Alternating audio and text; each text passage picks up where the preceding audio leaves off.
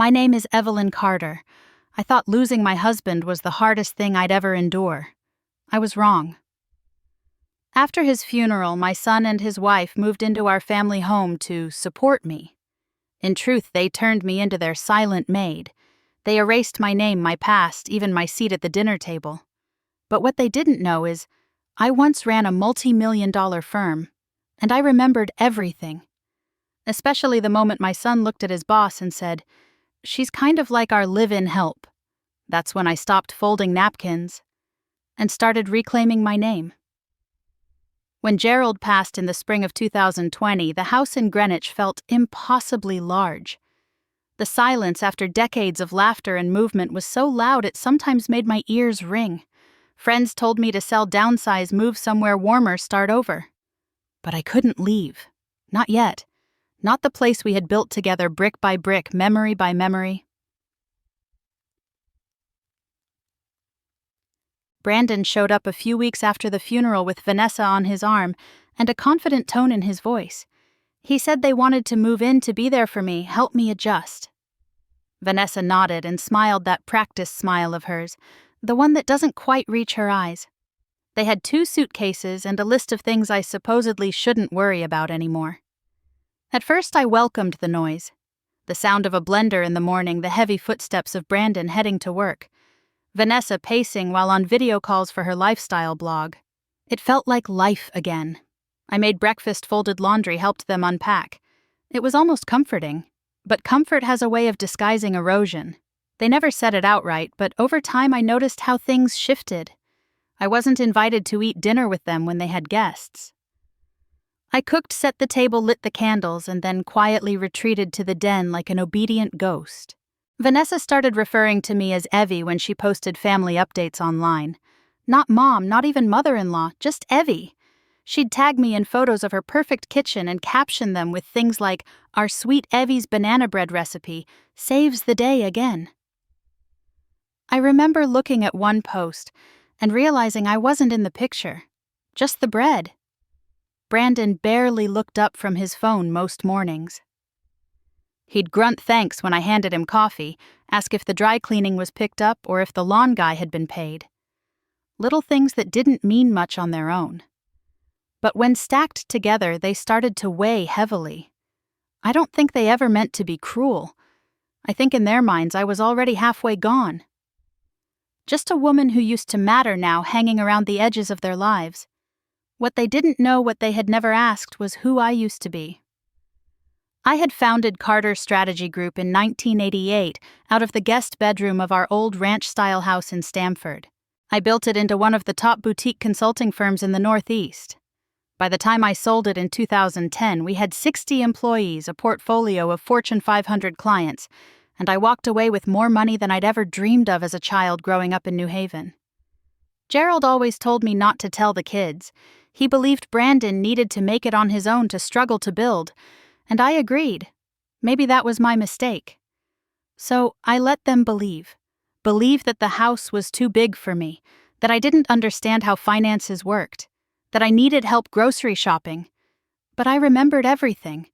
I remembered that Gerald had left the house to me with a life estate clause, meaning it was mine until the day I chose to leave. I remembered the lawyer's name. I remembered every check I'd written to pay for Brandon's education, including the $180,000 law school tuition he never thanked me for. I remembered it all. One evening, Vanessa had a few friends over for some sort of brand dinner. She asked me to tidy up the downstairs bathroom, refill the wine fridge, and keep the dog quiet. I didn't mind, not really. The house was mine after all. I overheard her in the kitchen telling someone I was the housekeeper who had been with the family for years. The housekeeper. She said it with a laugh as if it were charming, almost noble. That night I sat in my bedroom with the door locked and stared at the ceiling. I didn't cry. I didn't yell. I simply felt something settle in me like a stone sinking to the bottom of a still lake. 2 days later, I heard Brandon on a call with a colleague. They were talking about a partner dinner coming up at his firm. I was walking past the living room when I heard him say, "Yeah, it's at our place. My wife's taking care of everything." And my mom, well, she's kind of like our live-in help these days. Keeps the place running. I didn't stop. I didn't say a word. But in that moment, the stone inside me shifted slightly. Not enough to crack. Not yet. Just enough to remind me that I was still here.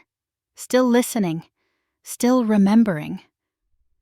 The next morning, Vanessa posted a photo of her morning coffee on the back porch.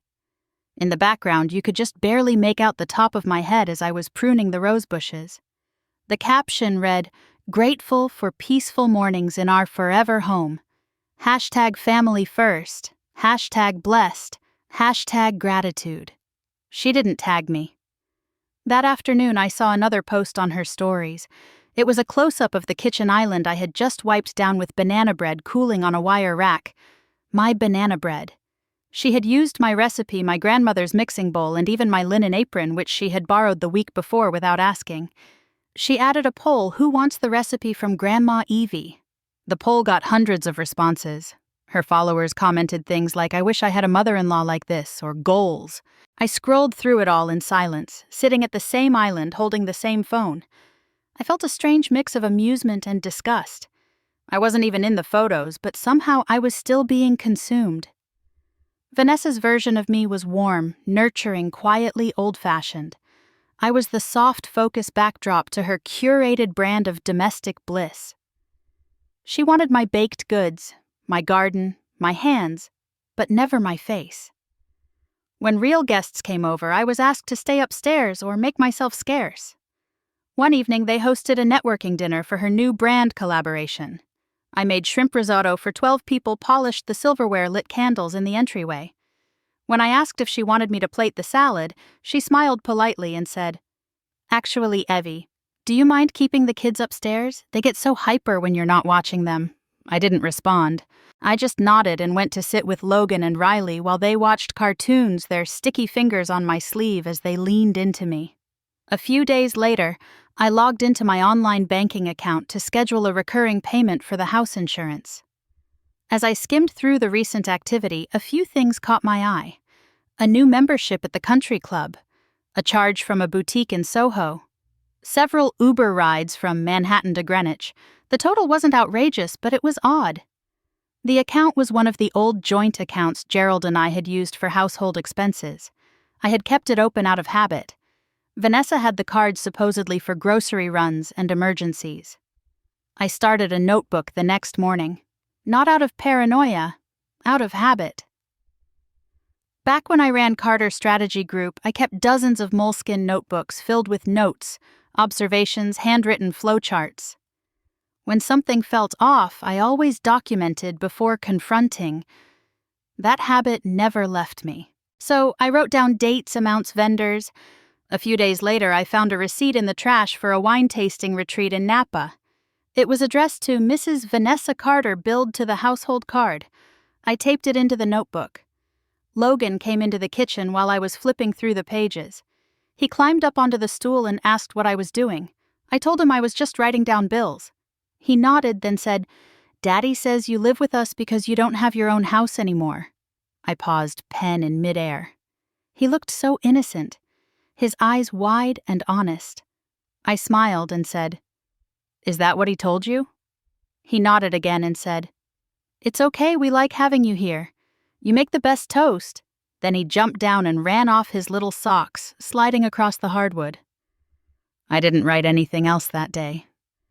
That night, Brandon got home late. Vanessa was out at a dinner event.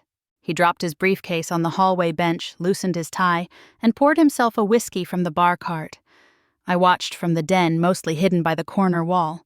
He pulled out a thick folder from his briefcase and flipped through a few papers. One caught his attention. He placed it flat on the counter and leaned over to sign. I moved quietly to the hallway, staying in the shadows, just enough to see without being seen. The paper was a pre-approval letter.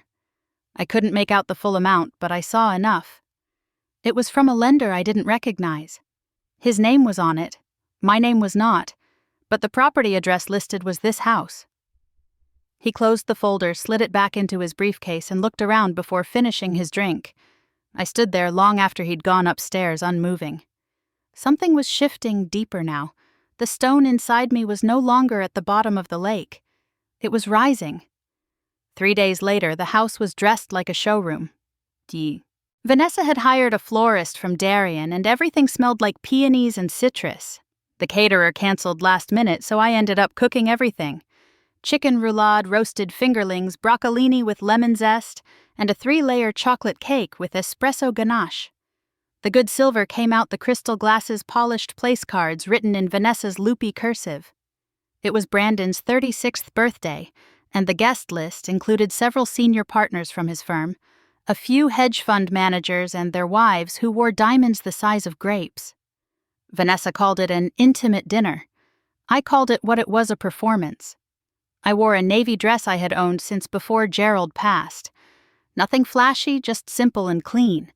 I kept my hair back in a low bun and stayed mostly in the kitchen plating hors d'oeuvres and refilling wine glasses before Vanessa swept them away as if they were her own. The laughter in the dining room rose and fell like a tide, all polite compliments and career one-upmanship. Through the archway, I could see Brandon standing near the fireplace, one hand in his pocket, the other cradling a glass of scotch. He was in his element, confident, loud, soaking in the admiration. Then the front door opened again. Joseph Langston arrived 20 minutes late. His presence changed the room immediately. He was the senior-most partner at Langston & Rowe, and everyone knew he held Brandon's promotion in the palm of his hand. He had that quiet, unhurried air of someone who didn't need to speak loudly to be heard. He shook hands, smiled warmly, and Vanessa nearly tripped, rushing to offer him a glass of Sauvignon Blanc. From the kitchen, I watched him scan the room. His eyes moved slowly, observant, not judging, just seeing. Brandon stepped forward with practiced ease and clapped a hand on Joseph's back. "Glad you made it, sir. Let me introduce you to the rest of the team." They walked through the room, making polite stops.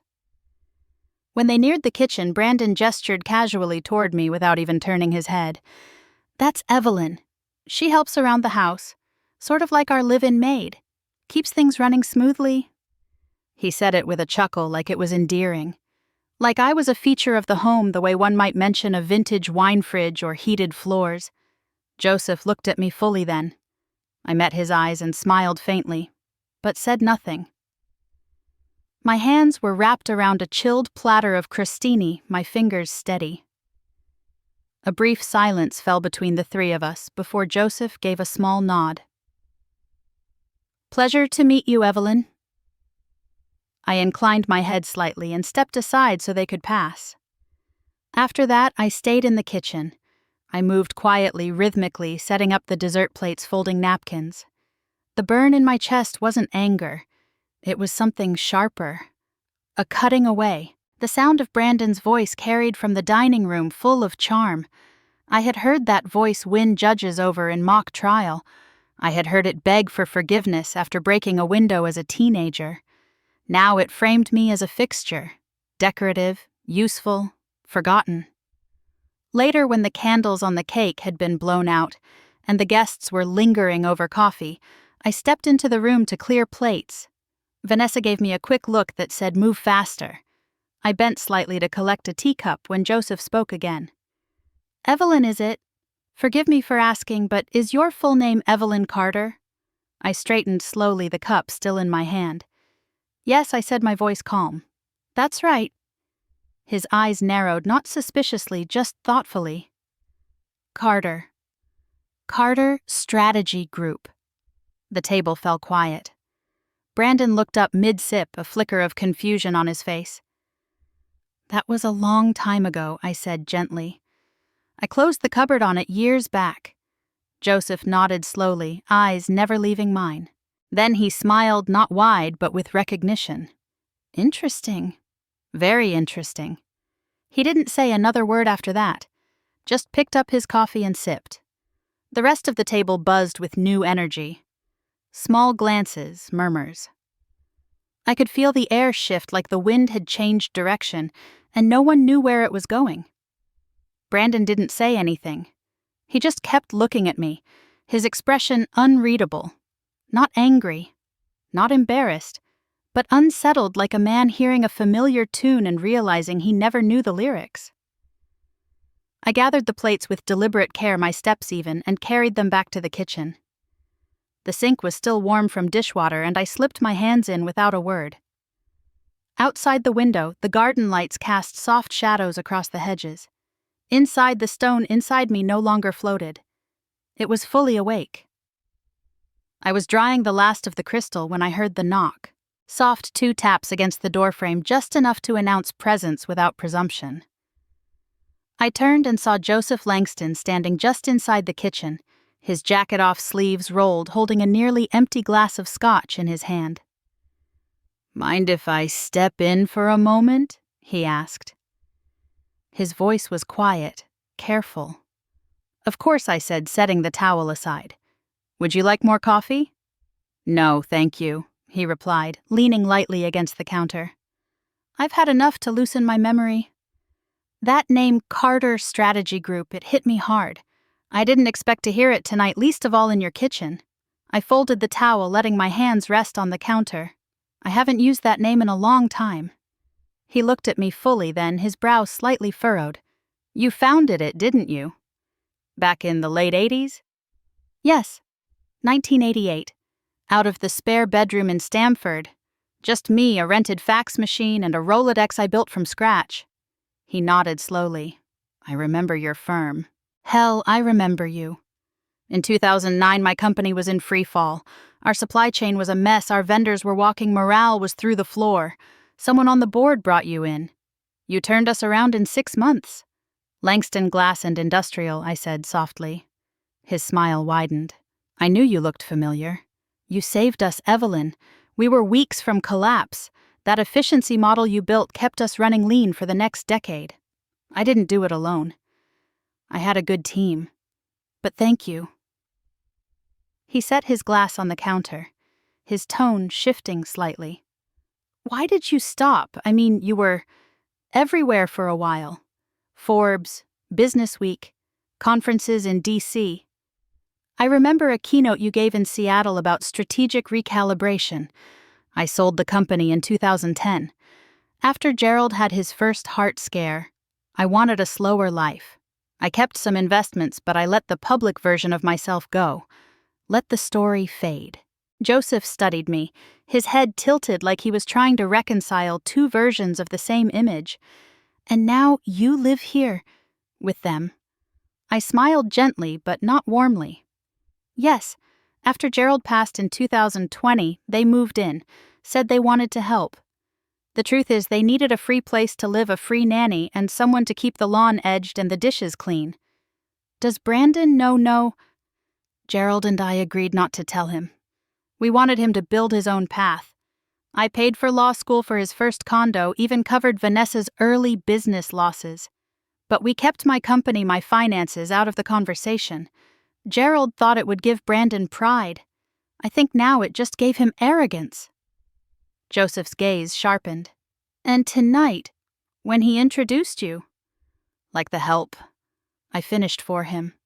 I've been called worse, but not in my own home." He shook his head slowly. "That was unwise."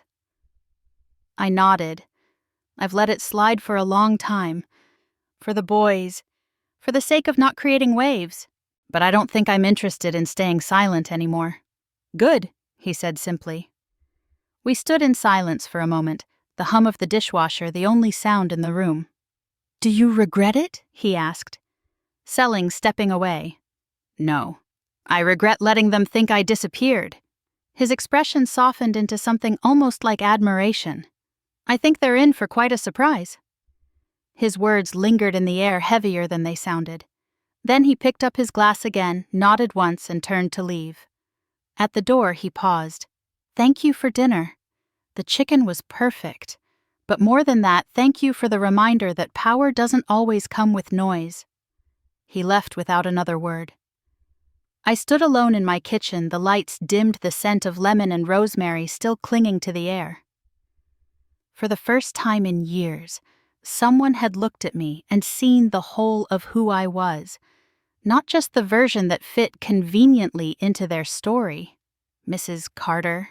It had been a long time since I'd heard that, and longer still since I let myself miss it. I turned off the lights one by one and let the house settle into quiet. Upstairs, Brandon and Vanessa were likely still basking in the afterglow of their staged success. But something had shifted, not just in me, in the air around all of us. The next morning, I pulled out the old leather folder Gerald had kept in the back of his desk. It still smelled faintly of pipe tobacco and cedar. Inside were the original estate papers, neatly filed and labeled in his precise handwriting. I read every page slowly, as if I were translating a language I once knew fluently but hadn't spoken in years. The life estate clause was clear. The house was mine to occupy, maintain and control until the day I died or chose to leave. No sale, transfer, or lease could occur without my written consent. Gerald had been thorough. I had trusted him to protect me even after he was gone. And he had. I called Patricia Hale that afternoon. She was the same lawyer who handled the original estate planning back in 2007, and her voice hadn't changed a bit. "Evelyn, it's been ages," she said. "I'm so sorry to hear about Gerald." "Thank you, Patricia. I need you to look into something for me." Quietly. "Of course." "What's going on?" "I believe my son is preparing to sell this house. I found paperwork, and I suspect there's more going on behind my back. Do you still have your copy of the estate documents?" "I do." "I'm sending scans to your office now." She paused, professional but curious. "Do you think he's forging your signature?" "I don't know yet, but I plan to find out." Once I hung up, I stared at my phone for a long moment before opening my contacts. Maggie Bell was buried under the old entries listed simply as Ma Bell, Boston. We hadn't spoken in nearly a decade. She used to run forensic risk assessments for high-profile clients. After retirement, she went private. The last I heard, she had a reputation for being sharp, quiet, and ruthless when necessary. She answered on the third ring. "Well, well, Evelyn Carter? I thought you fell off the map." "I almost did." Maggie chuckled. "What can I do for you? I need information." Discreet. "I'm worried my son has been using my name for financial transactions, possibly large ones. I'd like you to track it. Anything tied to my account's credit or property in the last 12 months. Give me 48 hours. I'll let you know what I find." It didn't take that long. By the next afternoon, Maggie emailed me a preliminary report. I printed it, sat down at the kitchen table, and read every word. There were 4 credit accounts tied to my name, only 2 of which I recognized. The third was opened online last September using my social security number and an outdated address from when Gerald and I lived in New Canaan. The fourth was a line of credit secured by projected property value for the house, backed by a signature that wasn't mine. I studied the signature. At first glance, it looked like mine, but it was too clean, too deliberate, like someone had traced it from a scanned image. Brandon. Maggie's notes were detailed. Multiple purchases flagged as suspicious. Luxury goods travel to Aspen, a $9 $200 charge from a private tailor in Manhattan. The paper trail was tight, but traceable. Everything ran through the same funnel, the household account I had left open out of convenience. There were emails, too. One caught my attention immediately. A thread between Brandon and a realtor in Fairfield County. They were discussing a potential listing using phrases like timeline for showing occupancy transition, and owner will be relocating soon. I reread that last part. Owner will be relocating soon. That owner was me. The final page of the report was the draft of a sale agreement in progress. My name was on it, listed as seller. The signature line was blank. Not for long, I was sure. When Vanessa came into the kitchen later that day, I was calmly stirring a pot of vegetable soup. She smiled like she always did, that warm, performative smile, and said, "The twins have practice at 5. Can you drop them off?" "Of course. You're the best, Evie. Seriously. I don't know what we'd do without you." She kissed my cheek like nothing was unraveling, like everything she had built wasn't sitting on a pile of lies. After she left, I folded the report, placed it in a manila envelope, and slid it behind the false panel in the linen closet upstairs. It wasn't the first secret that wall had kept. That evening, I sat in Gerald's old recliner in the den. The house was quiet, the boys asleep, the walls still fragrant with the rosemary chicken I had made for dinner. Brandon was in his office with the door closed. I heard the occasional rustle of paper, the clink of ice against glass. I didn't knock. Instead, I turned on the lamp beside me, opened a blank notebook, and began to make a list. Not of what I had lost, but of what I was about to reclaim. 2 weeks later, the house looked like it belonged to someone else. White hydrangeas lined the walkway, imported linen draped the tables, and a string quartet tuned their instruments on the back patio. Vanessa had been preparing for this charity gala for over a month, and by the time the valet set up at the bottom of the driveway, she was glowing with anticipation. She called it a fundraiser for pediatric research, but it was really a showcase. Her chance to be seen by the right people, photographed with the right faces, mentioned in the right blogs. Everything was curated to perfection, down to the rosemary sprigs tied to each place card. She gave me a typed schedule with instructions. Prep kitchen by 4 appetizers plated by 5 dinner service to begin at 6:30 sharp. She had ordered catering, but didn't trust it fully, so she wanted me in the kitchen to supervise taste adjust.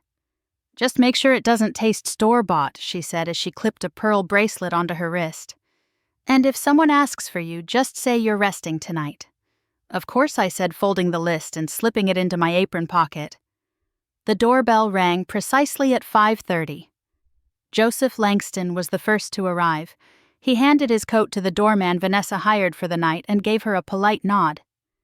His eyes found me across the kitchen as I was arranging bruschetta. I nodded back. He smiled, brief and knowing. The guests poured in steadily. Women with cold smiles and cashmere shawls, men who spoke in acronyms and price points. They greeted Vanessa with air kisses and compliments that rang hollow. I moved between the kitchen and the service hallway unnoticed, but always listening. By the time the main course was plated, the dining room buzzed with soft music and expensive wine. Brandon stood near the fireplace again, center of attention, laughing easily. Vanessa flitted between tables, checking that her name was on everyone's lips. Joseph sat at the end of the table, swirling a glass of Cabernet, his eyes occasionally drifting toward the kitchen door. I stepped into the room briefly to refill water glasses. Vanessa caught my eye and gave a subtle shake of her head. I understood. My cue to disappear. I was halfway back into the kitchen when Joseph's voice rose above the murmur.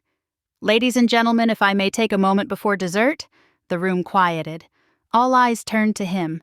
I have had the distinct pleasure of working with many brilliant minds over the years he began, and tonight I realized I am in the presence of one of them once again. He stood slowly, placing his glass down. "Most of you know me as a senior partner at Langston & Rowe. What many don't know is that 15 years ago my company was on the brink of collapse. We were hemorrhaging money, losing suppliers, barely staying afloat. Then a woman walked into our boardroom and dismantled our entire operating structure in under 2 hours. She rebuilt it in 6 weeks. Within 6 months, we were profitable again." He turned toward me. That woman was Evelyn Carter, founder and CEO of Carter Strategy Group, one of the most formidable consulting minds I've ever met. The silence was absolute. She sold her company in 2010 for a reported $28 million. And quietly stepped away. But make no mistake, every success that followed her touch still bears her fingerprints. He looked around the room. And perhaps most relevant to this evening, she is the reason Brandon Carter had the resources and support to become the man he is today. The tension in the room cracked like glass under pressure. Brandon laughed. It was short and thin. "Oh, come on, Joseph." Mom was part of the admin side.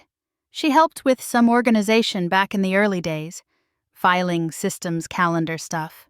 She was always great at that. Joseph didn't respond. He just watched him, expression neutral. Brandon continued a little louder. "I mean, she's proud of it, sure, but let's not pretend she was running Fortune 500 deals or building infrastructure from scratch.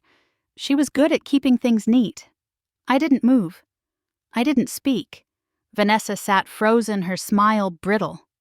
Joseph finally broke the silence. Is that so? Brandon nodded. Absolutely. Then he turned to the guests. Then allow me to correct the record. He pulled a folded document from his inside pocket and laid it on the table. This, he said, is the original proposal Evelyn Carter submitted to my board in 2009. 17 pages of strategy that shifted our entire operations. Her name is on every page. Not as an assistant, as the principal consultant. He paused. The woman Brandon just described as a glorified file clerk was in fact the architect of one of the most profitable transitions in our company's history. The room held its breath. I remained by the door, hands still heart steady. Joseph looked back at me, and for the first time in years, I felt the room see me. Not the maid, not the helper. Me. Brandon's face had gone pale. He reached for his wine, missed the stem, and knocked it over. Red spread across the linen like blood blooming in water. No one moved to clean it. No one looked away. That night the house was too quiet. Not the comforting quiet of peace, but the brittle silence that follows something broken. Vanessa had gone straight upstairs without a word. Brandon poured himself another glass of whiskey and locked himself in his office. I waited. The next morning I made coffee toast and a single boiled egg. I sat at the kitchen table and watched the steam rise from the cup while the rest of the house remained still. At 9 a.m., I called out from the hallway, "Living room? Now." I didn't raise my voice. I didn't need to. Brandon appeared first, his eyes, puffy jaw tight. Vanessa followed a few minutes later, still in her silk robe, her mascara faintly smudged. She clutched her phone like a lifeline. "Sit," I said, motioning to the couch. They obeyed. I walked over to the credenza and retrieved the envelope I had tucked away a week earlier. I placed it on the coffee table and sat across from them in Gerald's armchair. Inside this folder, you'll find copies of 4 credit accounts. 2 are legitimate. 2 are fraudulent. All of them are tied to my name. Brandon opened his mouth, but I raised a hand. "Not yet," I continued. "There's also a signed pre-approval letter from a lender.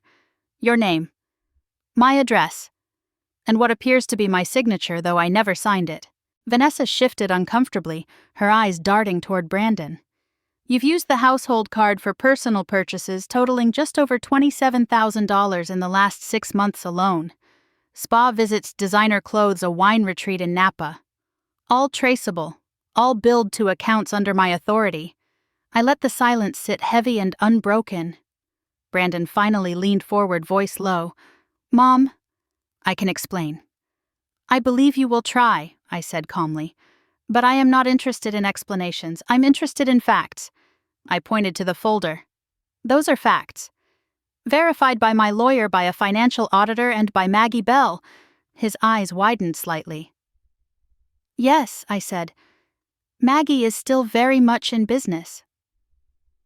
Vanessa began to cry quietly at first, dabbing at the corners of her eyes like she'd seen in a film. Brandon didn't comfort her. He stared at me with a look I hadn't seen since he was 12 and caught lying about a broken window. I let the moment stretch. "I'm not pressing charges. Not if you do exactly as I say." Brandon sat up straighter. "What does that mean?" "You have 30 days to move out. Find your own place. No media, no lawyers, no damage control campaigns on Vanessa's blog.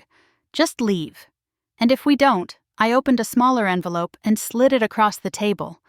Inside were the names of 3 attorneys, 2 investigative journalists, and a contact at the Bar Association. "I think you understand what happens next." Brandon swallowed hard. Vanessa began to sob in earnest, now rocking slightly on the edge of the couch.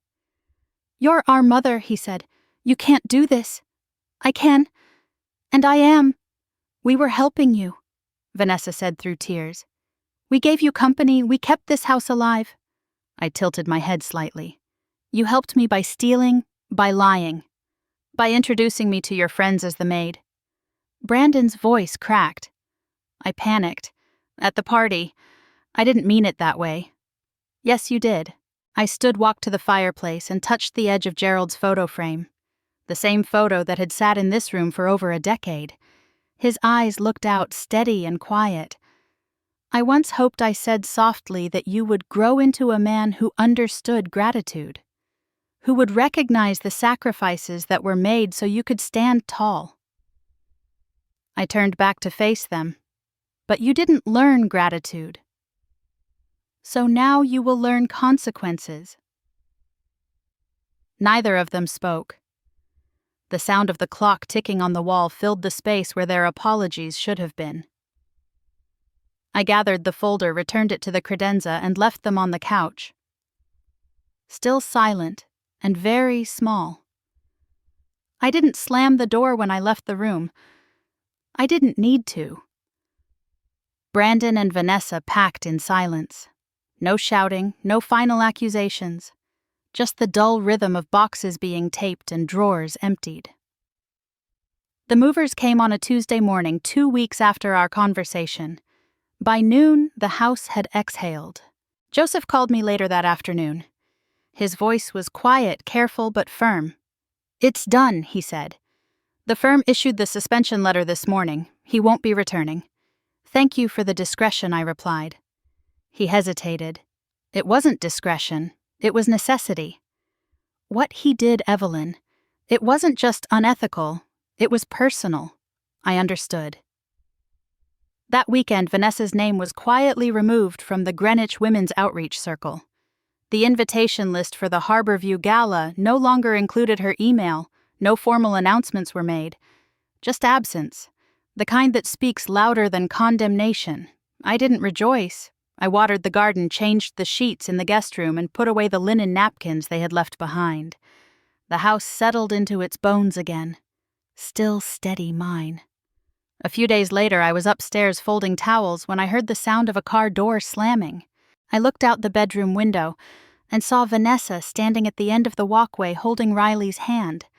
Logan stood behind her, shifting from foot to foot. She didn't ring the bell. She just stood there, eyes searching the front of the house like she was trying to remember a time it had welcomed her.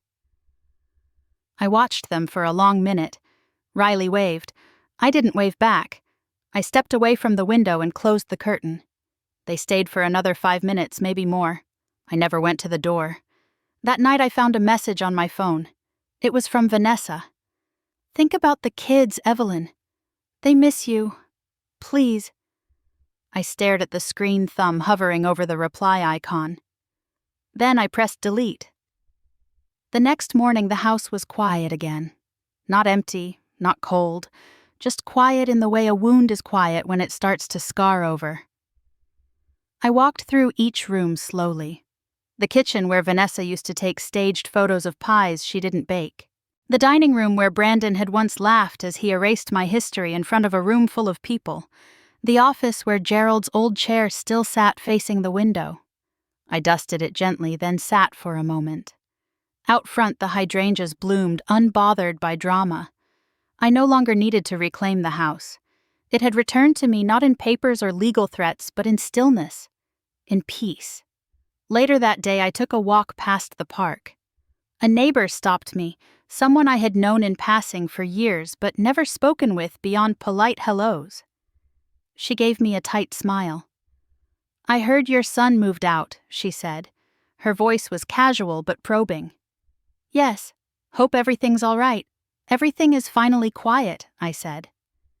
She didn't ask anything else. I returned home and sat on the back porch. The sun warmed the railing. A breeze moved the trees. From the kitchen, the oven timer dinged. I let it ring. Then I stood and walked inside. The letter arrived in a plain white envelope, no return address, the handwriting small and slanted. It had been 6 months since they left since I last saw Logan and Riley at the edge of the driveway. I recognized the handwriting as soon as I saw it. Riley always pressed too hard with his pen, his loops uneven, his lines short and careful. Inside was a folded piece of notebook paper. No stickers, no drawings, just words. "Dear Grandma Evelyn, I'm sorry for thinking you were just a helper. Daddy said that, but I know now it's not true. I saw you in the news when Mr. Langston gave that speech. I didn't know you were important. I'm sorry I didn't treat you like it. I miss your pancakes. Love, Riley. I read it once. Then again. Then a third time slower. The paper shook slightly in my hands, and I wasn't sure if it was from emotion or age. For a long while, I sat at the kitchen table staring at the letter. The window behind me let in soft afternoon light. The house was quiet. Not tense, not haunted, just quiet. I reached for my phone, my fingers hovering over the screen. I scrolled through my old messages and tapped Vanessa's name. I didn't press call. Not yet. Instead, I sat back and let the phone rest on the table. Riley had written from a place of honesty. I could feel that. The misspellings, the uneven lines, the brave little apology. It wasn't rehearsed. It wasn't polished. It was just him. But then I saw the photo. It had been tucked behind the letter. A printed snapshot, glossy, too carefully posed. Riley and Logan in matching sweaters standing with Vanessa on the front steps of what looked like a new apartment complex. Vanessa was holding a pie, smiling at the camera with that same curated warmth I had seen 100 times before. Behind them, taped to the apartment door, was a printed sign that read, "Home is where your people are." She had added a caption in marker, "Family forgiveness, fresh starts." It wasn't for me. It was for her followers. That photo undid the letter. Not Riley's words, but the way she had used them. His apology, honest and small, had become a prop in her next performance. I set the letter aside and picked up the photo.